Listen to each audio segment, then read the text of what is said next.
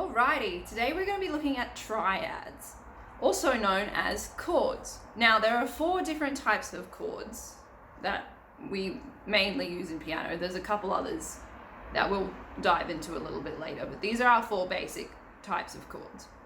We have major chords, minor chords, diminished chords, and augmented chords. Okay, let's see what these break down to. So a major chord is a triad that's made up of 3 notes. As you see it, G, B, D. That's an example of a major chord. And between the root and the third, counting the root note as 1, you should have a space of 5 semitones. And then between the third and the fifth of the chord, you should have a space of 4 semitones. So if I were to play this, it would sound like this. So we've got G, and then if we're counting it up, we go G, G sharp, A sharp, B, so 5. And then if we count up again from the third, we go B, C, C sharp, D, so 4. So there's our major triad. And that count for semitones will translate to any key in any chord. So we got C, we've got C, E, G. Bring this down here. C, E, G. Same thing. C, C sharp, D, D sharp, E, 5. E, F, F sharp, G, 4. We can even do it with our, in our flat keys and in our, say, F sharp major. We go F sharp, G, G sharp, A sharp. So there's our root and third. And then from our third, we go A sharp, B, C, C sharp. So F sharp, A sharp, C sharp. Okay, so the next one we have is minor. So the minor chord is very similar to a major chord, except for the spaces between the root and the third and the fifth are swapped around.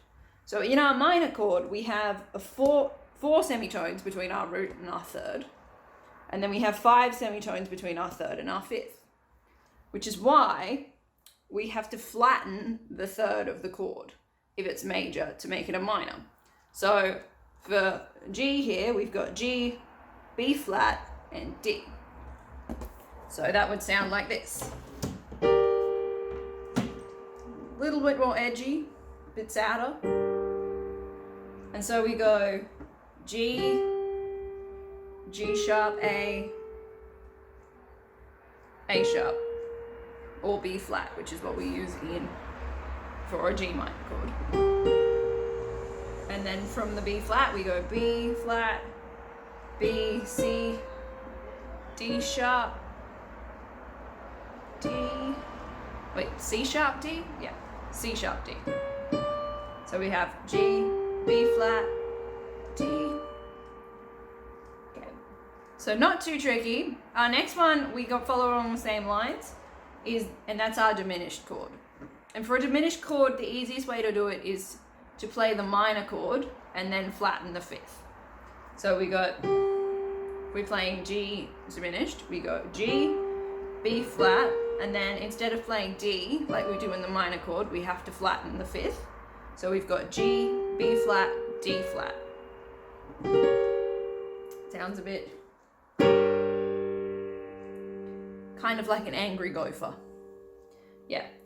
Okay, and so with a diminished chord, the space between the root, the third, and the fifth is actually all equal. That's what makes it a diminished chord. So we've got 4 semitones between both the root and the third and the fifth. Finally, our last chord that we've got is an augmented chord. And this one we have to go all the way back to major to figure out. So we go back to, say, if we're doing it in G, we go back to playing G, B, D. And then what we do is we raise the fifth. Sounds a little adventure-y, very jazzy. Okay, and the space between the root, the third, and the third and the fifth, like with the diminished, it's equal. So for augmented, instead of it being 4 semitones, it's actually 5 semitones apart. So we've got G, G sharp, A sharp, B, which is our first 5, and then from the B we've got B, C, C sharp, D, D sharp, which is another 5. And now these chords can be translated to every single key. And every single note can be played. You can play a chord. You can play all 4 of these chords on every single note on the piano. And that's what I'm going to encourage you to do, is to sit down at your piano and try and figure out the major, minor, diminished, and augmented chords for every note or every white note in the scale. Start small. You can do it for the black notes as well, but until you're more familiar with the scales, I probably wouldn't recommend it. Okay, enjoy.